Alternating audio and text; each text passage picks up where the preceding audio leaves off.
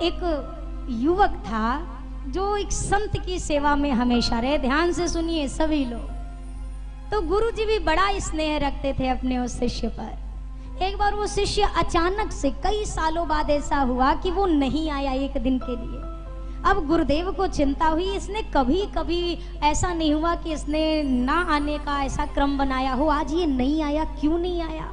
अगले दिन ये चेला पहुंचा तो चेले से गुरुजी ने पूछा, बेटा कल क्यों नहीं आए थे। तो चेला ने कहा, वो महाराज कल हमारी सगाई थी तो कल हमारा एंगेजमेंट हो गया।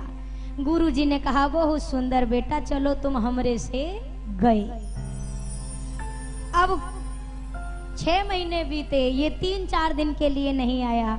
गुरुजी ने फिर दोबारा जब ये आया तो पूछा, बेटा अब तुम क्यों नहीं आए। बोला, वो गुरुजी हमारी शादी हो गई। गुरुजी ने कहा, चलो बेटा अब तुम अपने माई बाप से भी, बोलिए बोलिए, गए। फिर 1-2 साल बीते, इस बार ये हफ्ते भर नहीं आया, गायब। हफ्ते भर बाद पहुंचा, गुरुजी ने पूछा, तुम आए क्यों नहीं। बोला, महाराज बधाई हो। गुरुजी ने कहा, कौन है बात की। बोला, बेटवा हुआ। बोला, तो तुमको बधाई हो। अच्छा बेटा हुआ। अरे महाराज, गुरुजी ने कहा, चलो बेटा तुम अपने आप से भी गए। अब चेले को बात थोड़ी सी खटकी। चेला ने कहा, महाराज ये क्या बात है, सगाई हुई तो कहा हमसे गए, शादी हुई तो बोला माई बाप से गए, बेटा हुआ तो कह रहे हो अपने आप से गए। गुरुजी ने कहा, देखो जब गुरु एक शिष्य का चयन करता है तो उसकी भी एक सगाई ही होती है। अब तुमने सगाई पर दूसरी सगाई कर ली है तो अब तुमको हमार चिंता रही कि घर वाली की चिंता रही, तो तुम हमसे गए। अब शादी हो गई तो अब माई बाप और बहुरिया में से चुनना होगा तो तुम अपनी घर वाली को ही चुनोगे, तो माई बाप से भी जाओगे। अब हो गया है पुत्र, अब तुम्हें अपनी भी परवाह नहीं रहेगी, अपने बच्चे की चिंता सताएगी, तो तुम अपने आप से भी गए। तो चेले ने कहा, अरे महाराज देखो, अब आप जंगल में रहते हो, आपको घर परिवार का सुख का मालूम। कभी आप गृहस्थी में आए होते तो आपको पता होता, जब घर वाली गरम गरम रोटी ला कर देती, आहा, जब हमार बेटवा हमारी गोदी में आता है महाराज, हमारे दिनवा भर की थकान खत्म हो जाती है। क्या सुख है, ऐसा लगता है महाराज स्वर्ग मिल गया है। गुरुजी ने कहा, जीते जी स्वर्गवासी न बनो, ऐसा मेरी बात समझो। ये जितनी चीजें दिखाई दे रही है ना भैया, ये सब टेम्परेरी है, इसमें से एक भी परमानेंट नहीं है। जब तक तुम काम के हो तभी तुम्हें प्यार मिल रहा है, जिस दिन बेकाम हो जाओगे कोनो पूछने वाला नहीं है।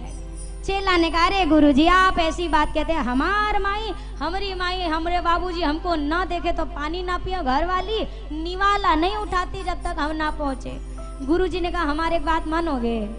कहिए क्या मानना है। गुरुजी ने कहा, तुम जाओ सो जाओ, सुबह तुम ऐसा करना, कोई कितनो जगा ले तुम उठना मत, सांस रोक के पड़े रहना, चाहे कोई कितना रोए चिल्लाए तुम सांस रोक के लेटे रहना, उठना मत। बोला, उससे क्या होगा। बोला, तुम्हारी गलतफहमी दूर होगी। सुबह का समय हुआ, अब ये गुरुजी की बात याद आई, घर वाली आई जगाने, उठिए उठिए उठिए, 3-4 बार जगाए, गुरुजी की बात मान के सांस रोक के पड़ा। अब ये देवी जी चिल्लाते पड़े, अरे माई गजब हो गया, साफ करा। अरे माता जी देखो ना, हिल नहीं रहे, डुल नहीं रहे, क्या हो गया इनको, पता नहीं कब से जगा रहे। अब माई आई, बाबूजी आए, अब हिला रहे डुला रहे, अभी तो गुरु की बात माने सांस रोके पड़ा। अब तो रोना धोना शुरू हुआ, इतना भयानक रोना धोना, अगल बगल वाले सब इकट्ठा हो गए। क्या हुआ क्या हुआ। अरे हमरे कुल का चिराग बुझ गया, हमरे घर में तो अंधेरा छा गया। अरे अब हमार बुढ़ापा का हुई। इतना रोए, तब तक अब लोग जुटे हैं, अब कहने, अरे अब जाने वाला तो चला, हुआ कैसे वैसे ही अचानक। बोला, पता नहीं, गुरुजी के यहाँ से आया, खा पी के अच्छा खासा सोया। बोला, याद आया गुरुजी बड़े पहुंचे हुए, गुरुजी को बुलाओ, क्या पता वो कुछ ठीक ठाक कर दे। गुरुजी को बुलाया, गुरुजी पहुंचे। बोला, क्या। अरे महाराज हमारा तो घर उजड़ने वाला, बस महाराज अब आप ही एक सहारा हो, बचा लो। गुरुजी ने कहा, अच्छा देखो चिंता मत करो, हम आ गए, हम संभालते हैं सब, चिंता मत करो। बोला, घर में दूध है। बोला, 1 लीटर का जितना कहो उतना मिलेगा। बोला, लीटर नहीं, 1 लोटा लेके आओ, 1 लोटा दूध। 1 लोटा दूध मंगाया। गुरुजी ने उसके ऊपर 4-5 बार घुमाया, 2-3 बार फूक मारा। अब गुरुजी ने कहा, सुनो सब ध्यान से, ये लोटा का दूध जो पी ले तो ये ठीक हो जाएगी। अब इतना सुनना भर ही था कि तुरंत बाबूजी आगे बढ़े। बाबूजी ने कहा महाराज हमको दो, हम पिएंगे। कहा कि हम ही ने तो इसको चलना भी तो हम ही ने सिखाया, पाला पोसा बड़ा किया। तब तक माई ने कहा तुमने तो पाला ही पोसा है 9 महीना, हमने धरा, महाराज हमको लौटा दो, हम पिएंगे 2 मिनट में। तब तक अर्धांगिनी बगली से आई, दोनों को ढकेलते हुए बोला तुम पियोगे, 7 फेरा हम लिए हैं, हम पिएंगे महाराज, जीने मरने के साथी हैं, हमको दीजिए, हम पिएंगे। गुरुजी ने कहा चिंता मत करो, सबको मौका मिलेगा, पहले हमारी बतिया तो पूरी सुन लो। ये लुटवा का दूध जो पिएगा वो चल देगा, ये उठ के बैठ जाएगा। अब बताओ कितने लोग पियोगे?